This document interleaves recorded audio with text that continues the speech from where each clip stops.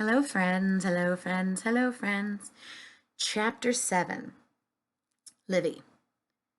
Open the door already. You've been in there for 15 minutes. It's taken me 10 minutes of talking through the closet door to convince Bob to take off his soaking wet chicken suit and change into something dry.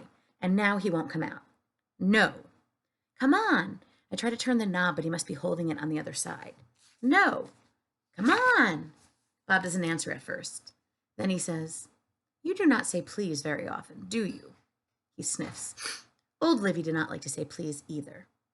He's right. I don't like to say please. I don't mind the polite please, like when you want someone to pass the mashed potatoes, but I don't like the begging kind of please. Please, I say. I am considering it. Pretty please? How bad can it be? The door swings open, and there is Bob, arms crossed tightly over his narrow chest. He is wearing my old tutu. He looks smaller in the tutu than he did in the chicken suit. It's not so bad. At least both your feet are still attached, I say. It was this or a bathing suit. I probably would have gone with the bathing suit. That tutu looks itchy. Maybe you could get me something else to wear. When you were in town tonight, Bob's eyes shine. In grand soap operas, someone is always going into town to shop. I'll try, but it might be hard to get my mom to buy me something in your size. He looks at me. One side of the tutu sticks up in a funny way, like it's been pressed up against the closet wall for the last 5 years. That, plus Bob's dead serious look, makes me want to hug him, but I don't. Suddenly, Bob smiles. Do you have time for chess? You play chess? He nods. Your dad taught you, and you taught me. A little wiggle at the back of my head tells me he's right. I'll set up the board, Bob says, running to his closet. I've been practicing by myself. I mean, technically, it has always been me against Mr. Monkey, but I make all his moves for him. Who usually wins?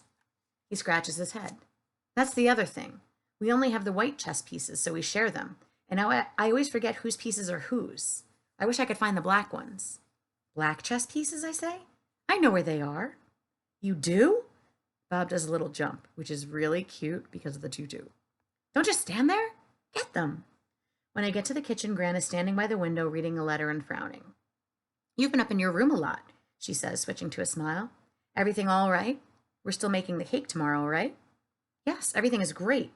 But do you know where those chess pieces are? The black ones you showed me yesterday? Of course. She drops the letter on the kitchen table next to a ripped open white envelope, and I realized Gran is reading the letter that the neighbor was twisting in his hands this morning. He looked miserable when he was holding it, and now that Gran has it, she looks kind of miserable, even though she's still smiling at me. When Gran turns away, I tilt my head and read the words at the top of the page. Bank of Australia. Gran holds the net bag of chess pieces out to me. Do you remember trying to take these home last time you came? You had them all packed away in your backpack. Cutest thing. I did? She nods. Your mom found them at the last minute and they've been sitting in my kitchen drawer ever since. I challenge you to a game, but I can't find the white ones. Upstairs, Bob is sitting cross-legged on the floor of my room with the chessboard in front of him. All the white pieces are resting on their squares, the important pieces in the back row, and the pawns lined up in front of them. I start setting up my side of the board. Bob smiles at me and says, just like old times, you always have to be black. It's lucky, I tell him. But chess is not about luck, Bob says. It's about recognizing the strength of the little guy. What are you talking about? He picks up a pawn and waves it at me. Everyone always underestimates the little guy, but the pawn is the key to the game. I laugh. Where are you getting this stuff from? His face grows serious. The pawn protects every other piece on the board, Bob says, even though it can't make as many different moves. And if you can get it to the other side of the board safely, it becomes a much more powerful piece, like a knight or a queen. Then he smiles, slides his first pawn down the center of the board from e2 to e4, and says, let's see what you've learned in 5 years.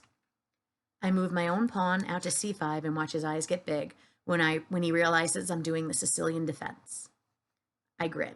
Come on, my not zombie friend. He beams. You are a much better opponent than Mr. Monkey. We had barely gotten started when I hear Mom calling up the stairs that it's time to go into town. Bob looks up. Don't forget, I need something to wear. I'll try, I say. Don't forget about me, he says. I won't, I tell him. Promise? Promise.